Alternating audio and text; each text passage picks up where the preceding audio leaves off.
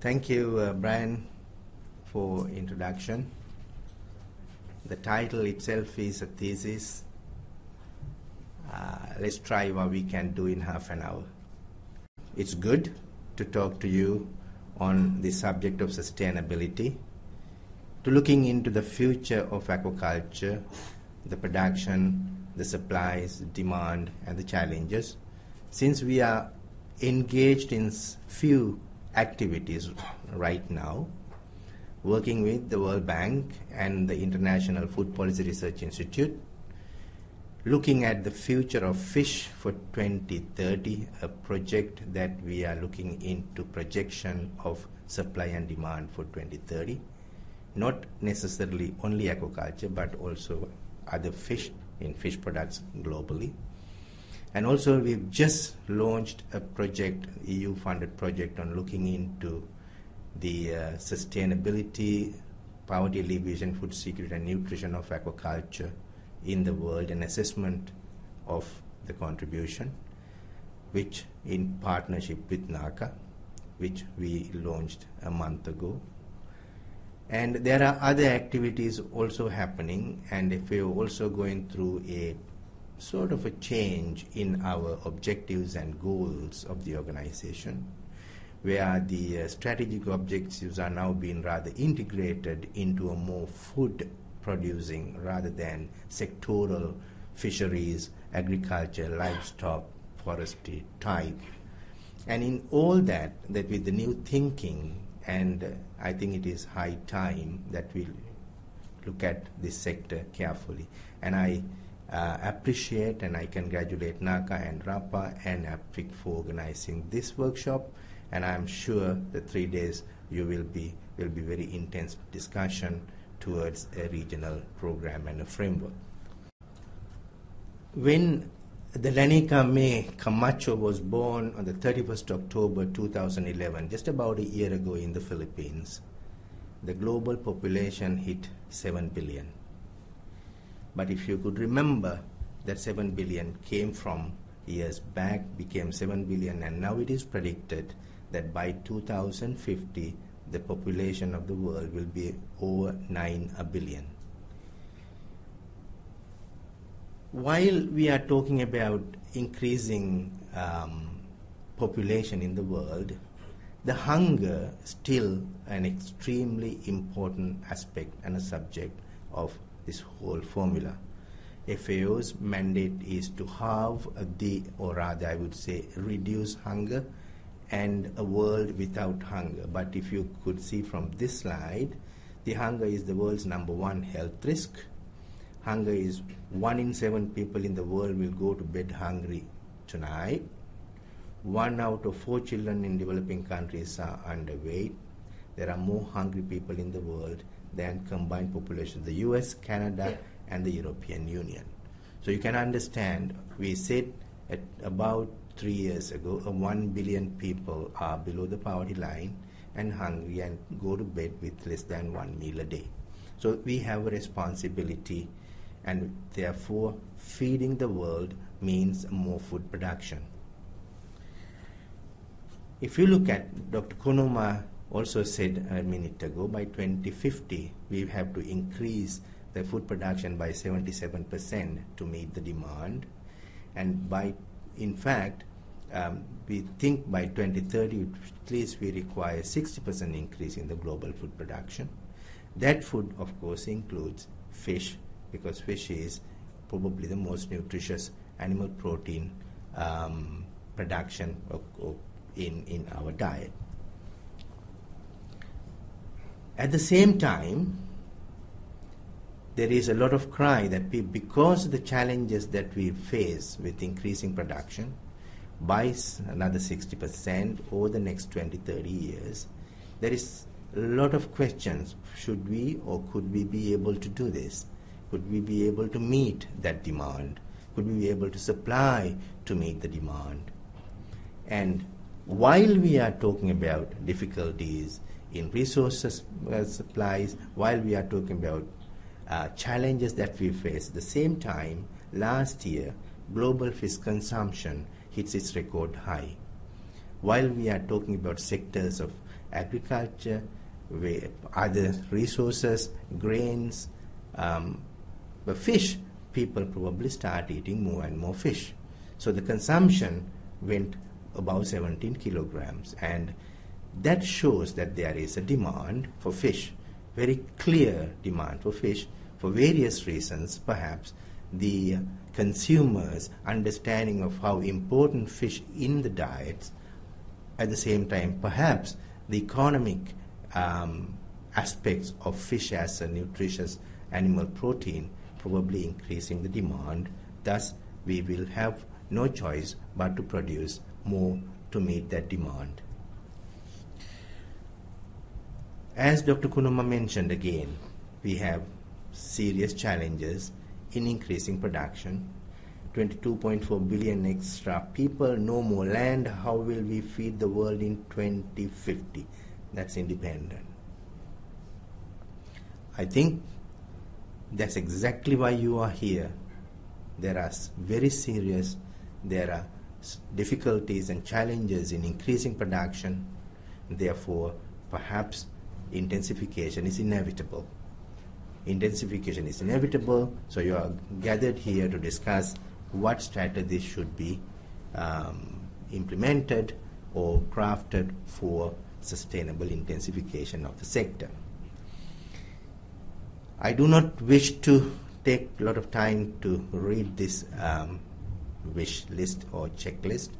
All of you are extremely experienced in aquaculture. You've been in aquaculture sector for many years, most of you. Aquaculture sector has increased from a very rudimentary backyard type production systems to extremely sophisticated industrial production sector, and this increase and the development and expansion was based on certain drivers. The drivers, if you try to list, you probably can list much more than the drivers that I have listed on this slide. But having said that, mainly market demand, there is a demand for the products. Infrastructure, availability, transport systems, processing, all sorts of things are coming up always. Technical capacity is increasing, has been increased regionally, globally, and science, research, technology is improving and increasing. Human resources, technicians, experts, extensionists, or private sector, state sector, perhaps less, but having said that, the more private sector involvement in the business. Seed, feed, land, water, resources are available, have been available, although some of them are becoming constraints in the coming years. We have very wide environment for production, freshwater, brackish water, marine, and we have a very significant social contribution of this sector, employing almost nearly 12 million people full-time in the sector, out of which at least 70% are small scale, and contribution to the social aspects of the world and the livelihoods are extremely important as a sector. And then institutional system, over the years, the countries, governments have realized how important the sector is. Therefore, institutional, legal systems have been developed in all countries and regionally and globally. And of course, aquaculture is a business, and it makes profit, and it produces something which has a significant demand by the world. Therefore, it is a business, so therefore investment coming in, although it is risky. Now, if you look at this graph, the blue line capture fisheries, the red bars are the aquaculture, which is very obvious that the capture fisheries in the late 90s have almost plateaued. And we're talking about increasing in aquaculture. In 2000, you can see nearly 60 million tons are produced through aquaculture. We at FAO, while working with the International Food Policy Research Institute and the World Bank on forecasting future fish requirements, we also engaged in a model to develop to see how much fish will be required by 2030. Developing a model for future forecast is easy, but how accurate the result of that model is a question. Any modeler can come up with a model, but you really have to have various assumptions and very critical data in order to get a significantly accurate figure out of a model. So we looked into very carefully how much information we have. We look into carefully how much information is available, and we developed this model with certain basic requirements and also assumptions. Now, if aquaculture follows the recent trend. If aquaculture follows the recent trend means the aquaculture's growth of 2008 to 2010 continues for the next 20 years. If capture fisheries production becomes stationary, if not, it will continue as its average between 2008 and 2010. In 2010, if you look at the baseline on your table in the middle, aquaculture production is 59 million tons. Capture fisheries produce 88 million tons. The total supply of 147 million tons of fish in 2010. In 2030, by 2030, if we say as aquaculture follows the recent trends and capture fisheries remain stationary, aquaculture will produce 123 million tons, whereas capture fisheries will be stagnated at 88, giving us a total supply of 211 million tons. In that 211 million tons, by 2030, aquaculture's percentage contribution would be 58% compared to 40% now. We are talking about total fish production, not food fish production here, total fish production. Now, is this supply enough to feed future population? That's the question. If you look at this graph, this table, on your left-hand side graph is the world population. World population is, you can see very clearly, is increasing. Asia and all the different regions of the world. 2010 to 2030, you can see that population in Africa and Asia will increase significantly. And the fish demand based on the 2007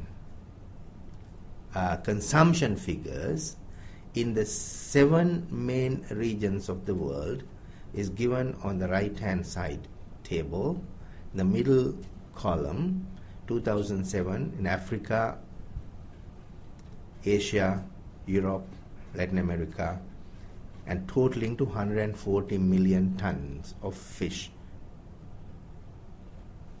Whereas in 2030, to maintain the baseline consumption in every country, which is the present consumption,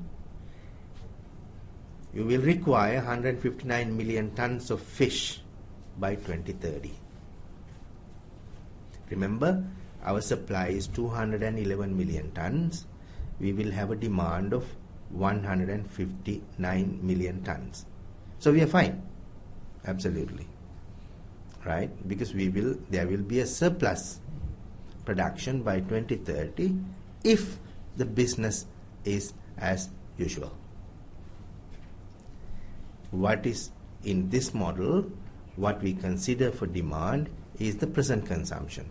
Means that at least to maintain 17.2 kilograms per person per year.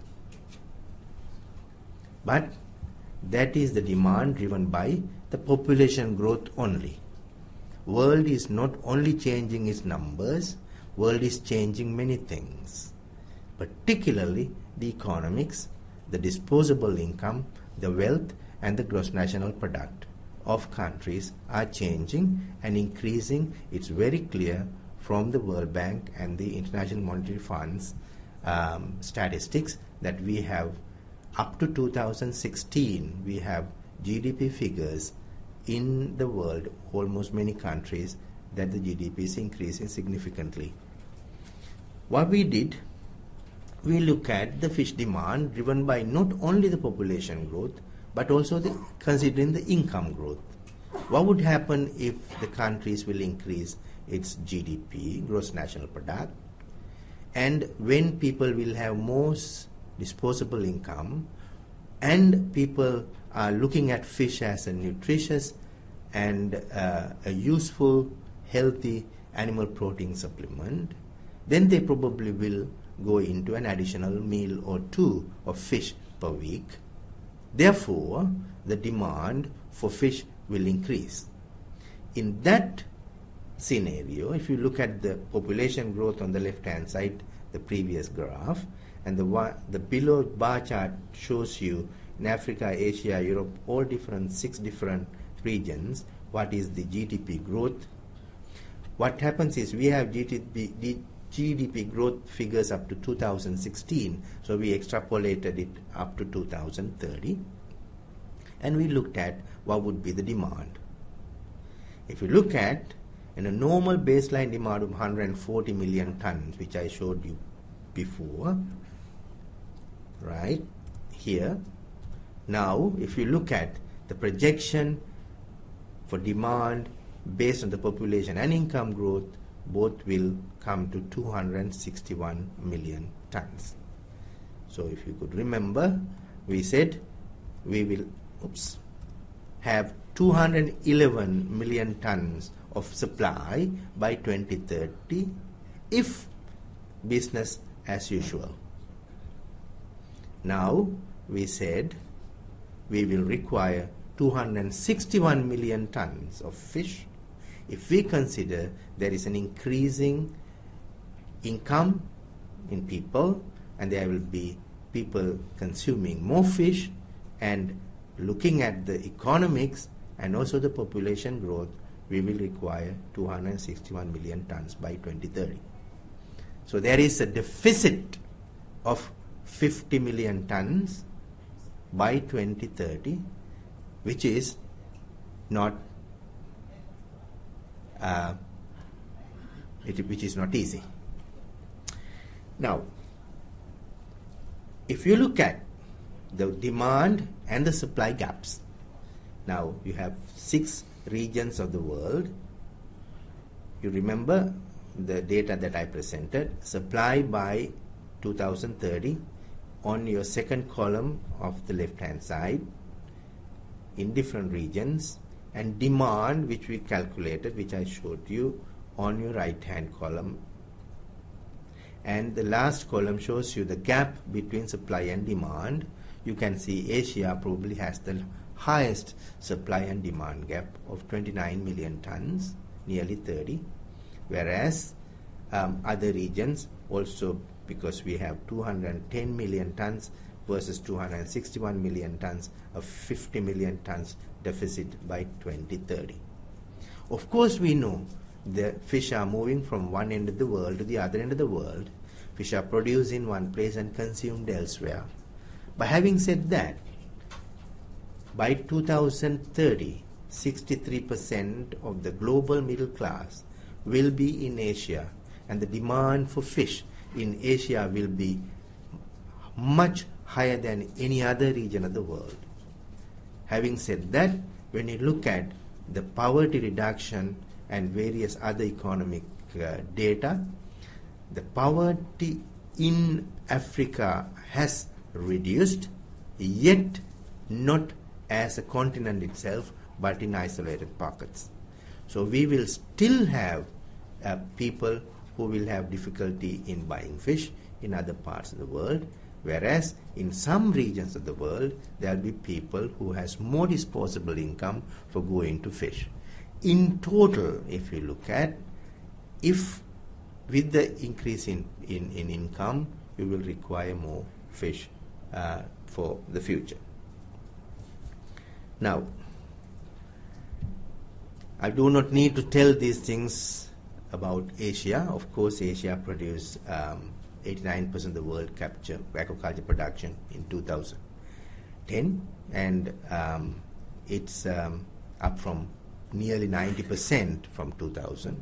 So you can see what level of development and increase in production over the past 12 years or past 10 years.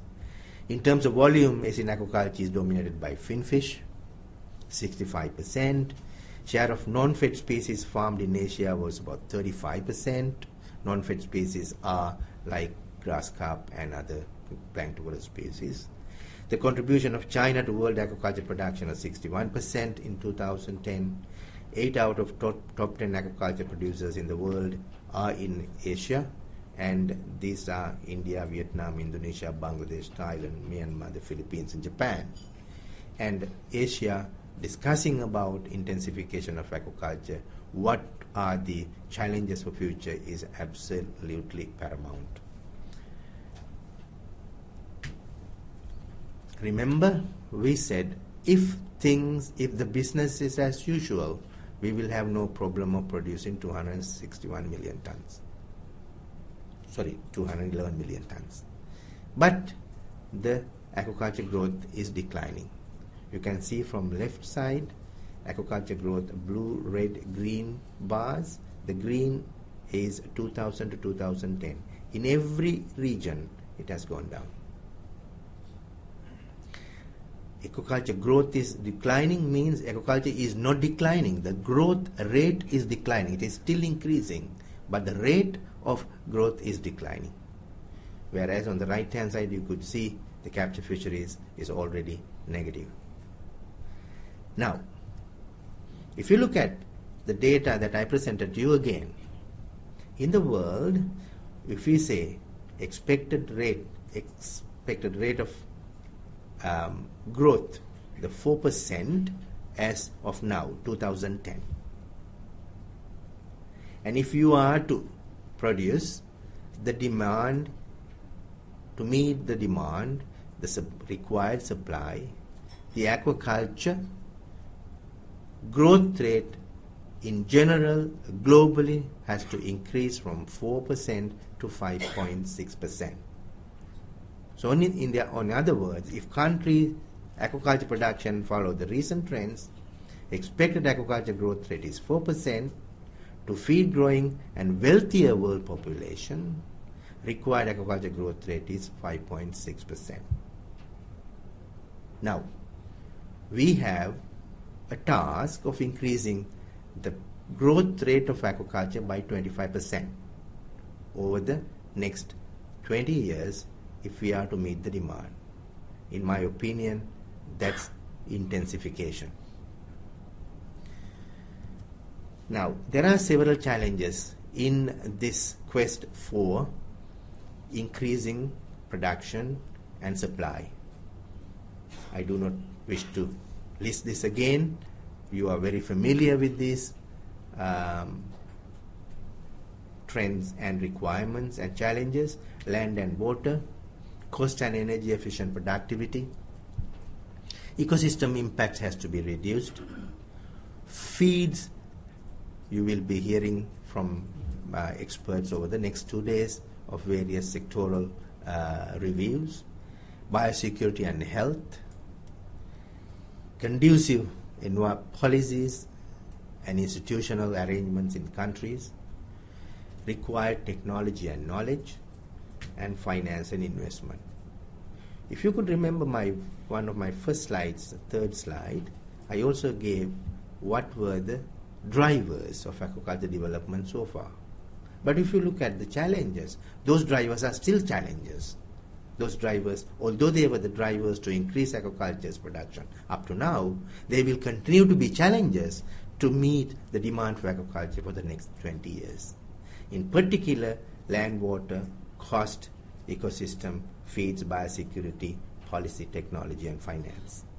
I will take few and over the next 5 minutes and then close my discussion.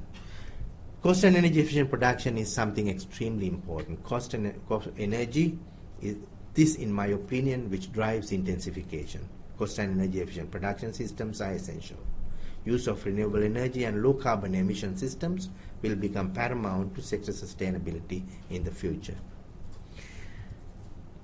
Feeds I do not wish to go into detail, but having said that, although you will have a detailed analysis by Professor De Silva, feed, we can see from fish meal and fish oil use, the feed, we have two major feed manufacturers presented here, and the use of fish oil and fish meal have reduced over the years, and fish meal content and fish oil content in aquafeeds also have reduced in many groups of fish feed, and share of marine fish used for fish feed production also has changed over the years. It has come down, and you can see the marine fish and feed production increased, but the use of marine fish has gone down. So, in other words, feed sector is moving ahead with the challenges. But having said that, we will continue to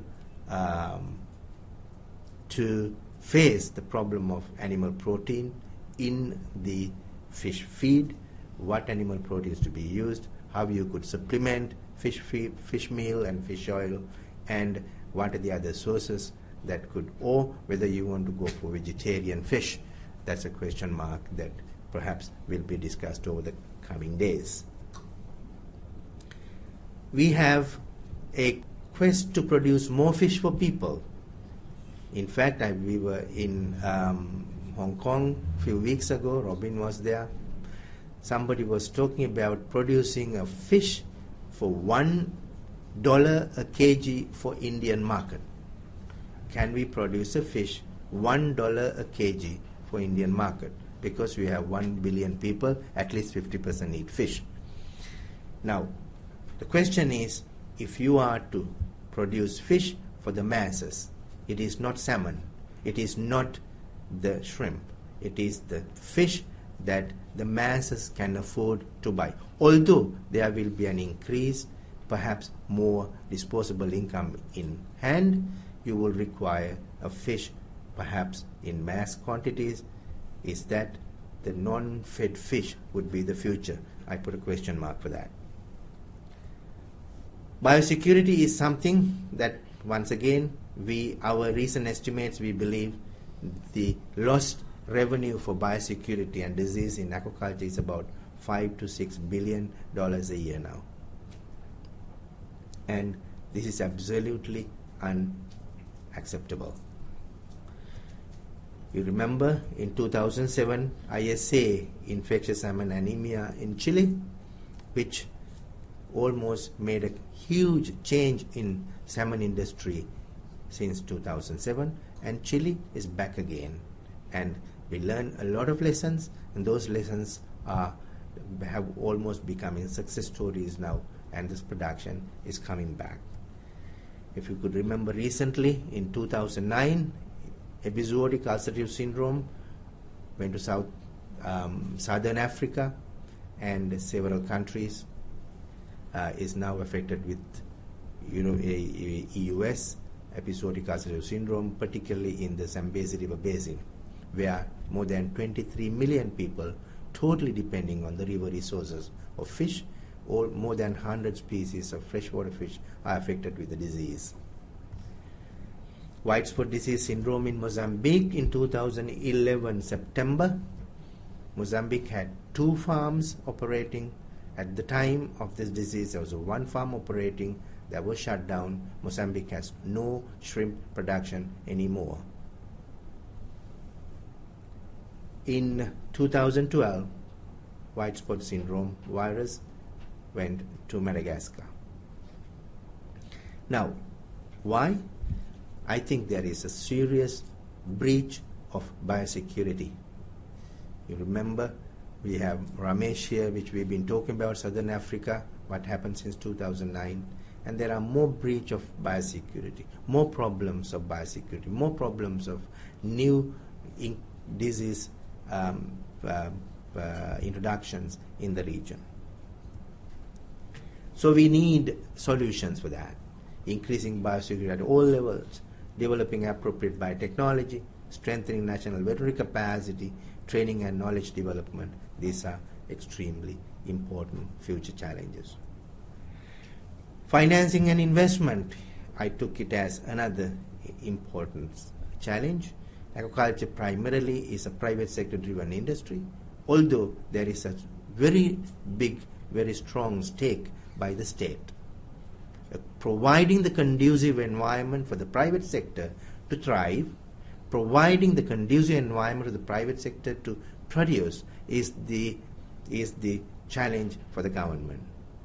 Attracting finance and investment and strong public-private partnership for industry-state financial dialogue is extremely important. We are working right now to bring the industry-state financial dialogue, perhaps a large conference coming up perhaps next year or if not year after. There are critical action areas. Emphasize fish as nutritious food for healthier planet. So change the concept of fish into nutritious fish. Need to address aquaculture as a part of the whole food system, promote integrated approach to food production, equitable distribution and hunger reduction. There are a couple of other: increased production of non-fed species for food security and fed species for income generation. More research into finding alternate sources for animal protein, particularly for fish meal and fish oil, and more research into disease control so that we can reduce that $5 billion a year lost to something reasonable in the coming years. New species with better qualities and or consumer acceptability of GMO fish. I've used the word GMO because it is a controversial subject. So I throw the spanner to you. You discuss. Increasing efforts in moving aquaculture further offshore, including further research and adoption of new offshore aquaculture technology. Will aquaculture go offshore? That's a question. We said we don't have land enough. Can we afford to produce marine fish to feed the world? Can we afford to produce marine fish economically to feed the world? Improving efficiency in small-scale aquaculture and empowering smallholders in your quest for increasing aquaculture production. Intensification. Do not forget that we have 70% small-scale farmers, and they are the backbone, and the sector's contribution to their livelihoods should remain. Sustainable intensification towards increasing per unit production and reducing per unit cost of production, which is a challenge, and that is something that you will discuss. One other thing, remember there is an inland capture fisheries sector. APFIC is part of this discussion. Inland capture fisheries can play a significant role in increasing fish production over the coming decades. It does not have to be 100% aquaculture, and its contribution is unseen at the moment, but I think we need to have a concerted effort to look into how inland fisheries can contribute to this requirement. So, intensification has a couple of drivers. One is increasing demand, decreasing availability of sites, as Dr. Kunuma mentioned a minute ago, increasing cost of production, and also improved technology. So all these are, in my opinion, moving aquaculture into intensification. But challenges of intensification is it is inevitable. We will require it to meet that 50 million tons deficit, a reality. If it is to contribute positively, it should be economically feasible, environmentally sustainable, and socially acceptable. Thank you.